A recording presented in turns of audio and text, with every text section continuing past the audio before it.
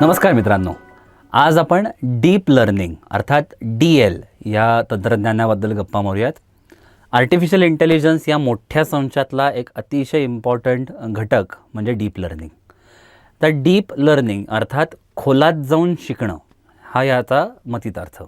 आता तुमच्यापैकी ही काही जणं ही अतिशय एखाद्या गोष्टीचा रिसर्च या अप्रोचनी विचार करत अतिशय त्याच्या खोलापर्यंत जाऊन त्याच्याबद्दलचा अभ्यास करतात. आता अशा लोकांना त्या तळापर्यंत गेल्यावर जे काही उकल होते ही आणि वरवर काम करणाऱ्यांना जी उकल होते याच्यामध्ये फरक आहे. हीच फरक या तंत्रज्ञानामध्ये आहे. एक 2-3 उदाहरणं देतो म्हणजे तुम्हाला याच्यामागचा माझा जो उद्देश आहे तो कळेल. आपण एक गंमत म्हणून उदाहरण घेऊयात की मी माझ्या कम्प्युटरवर लॅपटॉपवर एकदा एलियन हा शब्द टाईप केला. ALIEN. या कम्प्युटरनी मला पहिल्यांदा एका झटक्यात निमिषार्धात जगाचा अभ्यास करून सांगितलं, एक आर्टिकल दाखवलं, एक ब्लॉग दाखवला ज्याच्यात परग्रहावरच्या गोष्टींबद्दलची यादी दिली होती, त्याबद्दलची माहिती होती. त्याचवेळी त्याच वायफायवर त्याच ईमेल IDनी मी मोबाईलवरनं हाच शब्द टाकला, स्पेलिंग तेच ALIEN. साधारण माझा समज असा होता की तिथेही ह्याच आशयाचं मला काहीतरी बघायला मिळेल. कदाचित इथे एक वेगळी वेबसाईट दिसली, तिथे कदाचित दुसरी वेबसाईट असेल, पण आशय हाच राहील. पण गंमत काय झाली की मी मोबाईलवरती जास्त व्हिडिओज बघतो, जास्त OTT प्लॅटफॉर्म्स बघतो, यूट्यूबवर जास्त असतो. ही बाजू माझी समजून त्याच वेळी त्याच इंटरनेटवर त्याच ईमेल IDनी जेव्हा मी एलियन हा शब्द मोबाईलवर टाकला, मला 1992 साली आलेली एलियन नावाच्या फिल्मबद्दलची माहिती मिळाली. आता गंमत बघा, शब्द एकच, अर्थ किती वेगवेगळा होता. त्या डिव्हाइसला मी कधीच सांगितलं नाही की मला काय हवं आहे. त्यांनी माझं आकलन करून ह्यावेळी हा जर माणूस ह्या डिव्हाइसवरनं हे टाकत असेल तर त्याची ही अपेक्षा असेल, हा सगळा अभ्यास करून त्यांनी मला 2 वेगवेगळे रिझल्ट्स दाखवले. ही गंमत डीप लर्निंग या गोष्टीमुळे आपल्याला दिसायला लागते. दुसरा अजून उपाय ह्याच्यात असा आहे की मी इमॅजिन करा एक 10 वर्षापूर्वी जर मला एखादा शर्ट विकत घ्यायचा असेल तर मी काय करायचो, गाडीला लाथ मारायचो आणि 10 दुकानात फिरायचो. एका ठिकाणी बघायचो की आपल्या साईजचं मिळत नाही, दुसऱ्या ठिकाणी फिटिंग होत नाही, तिसऱ्या ठिकाणी रंग आवडीचा नाही, चौथ्या ठिकाणी कदाचित खिशाला परवडत नाही. आणि हे सगळं करून शेवटी मला हवा ती गोष्ट मिळायची, पण लागणारा वेळ खूप होता. कट्टू आजच्या काळात जर बोलायचं झालं तर मी पुण्याहून बँगलोरला जाणार ह्या गोष्टीचं तिकीट काढल्यावर त्या ॲपला कळतं. त्यानुसार मी जेव्हा ई-कॉमर्स ॲपला जातो त्याला ऑलरेडी माहिती आहे मी किती छान दिसतो, माझा साईज काय, मला काय परवडतं, मागच्या वेळी शर्ट घेतला तेव्हा मी कसा घेतला होता. त्याला हेही कळतं की ह्याच व्यक्तींनी काही दिवसांपूर्वी, काही काळापूर्वी बँगलोरचं तिकीट काढलं आहे, म्हणजे कदाचित हा शर्ट त्याला त्याच्यासाठी हवा असेल. त्याला हेही माहिती आहे, जर त्याच्यात NLP तंत्रज्ञान असेल तर त्याला हेही माहिती आहे की काही मिनटापूर्वी तो त्याच्या ऑफिसमधल्या मित्रमैत्रिणींशी गप्पा मारताना म्हणाला की तिथेसाठी त्या ज्या कामासाठी तो बँगलोरला जाणार आहे तिथे त्याला शर्ट हवा आहे. ह्या सगळ्याचा अभ्यास करून जेव्हा एखाद्या ई-कॉमर्सवर मी शर्ट टाईप करतो तेव्हा त्या बँगलोरच्या हवामानाला अनुसरून तो मला ऑप्शन्स दाखवतो. जणू माझं सगळं गोष्टी आवडीनिवडी त्याला माहिती आहेत, त्याच्यातून तो मला 4-5 पर्याय दाखवतो, त्यातला एक निवडून मी पुढे जातो. हेही डीप लर्निंग. ह्याच्यातून अजून पुढे जाऊयात. तुम्ही त्यापैकी काही जणांनी ड्रायव्हरलेस कार ही कन्सेप्ट ऐकली असेल की ड्रायव्हर नसताना चालणारी गाडी. आता ह्यामध्ये अंदाज घ्या की एखादा गाडी वेगाने रस्त्याने चालती आहे, आजूबाजूला कोण कुठून येतं आहे, सिग्नल लागला आहे का नाही, या सगळ्या गोष्टींचा अभ्यास करून ती गाडी ठरवते की त्यावेळी काय करायचं. हेही डीप लर्निंग. तुमच्यापैकी काही जणांच्या चेहऱ्यावरती मला प्रश्नचिन्ह दिसत आहेत की पुण्यासारख्या ठिकाणी हे कसं होईल, तर त्याला आपण कदाचित डीपेस्ट लर्निंग म्हणायला लागेल, कारण तिथे काही कुठूनही काही घडू शकतं.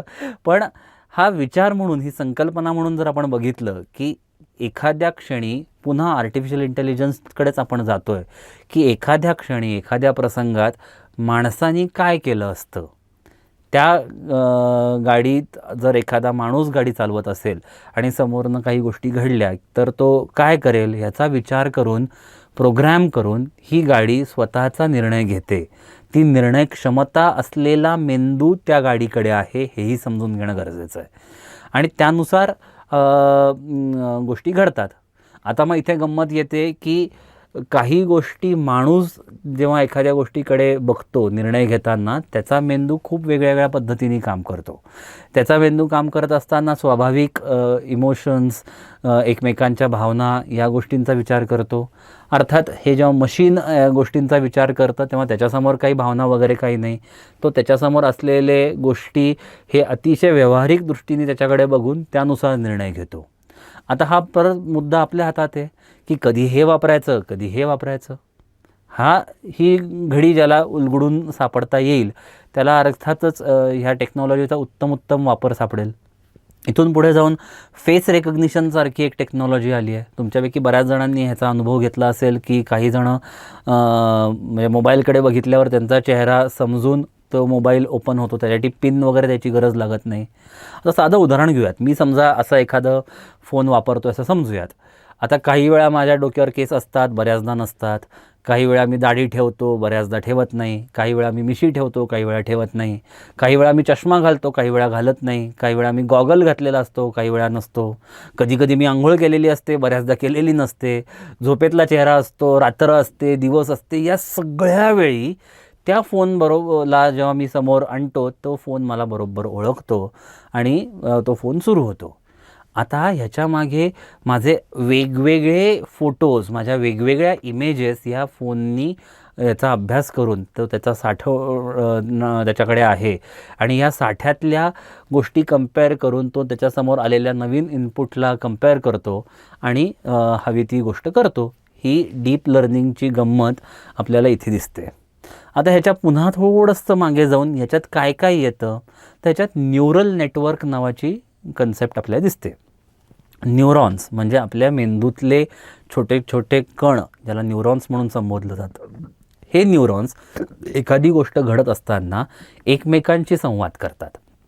मला आनंद झाला तर एखादा न्यूरॉन, त्याला न्यूरॉन फायरिंग असा शब्द इंग्लिशमध्ये आहे. म्हणजे काय, तर तो चक्क पेट घेतो असं जर तुम्ही 1-2 मिनटं इमॅजिन केलं तर तो न्यूरॉन दुसऱ्या मेंदूतल्या दुसऱ्या न्यूरॉनला तो संवाद साधतो की ही भावना आता उत्तेजित झालेली आहे.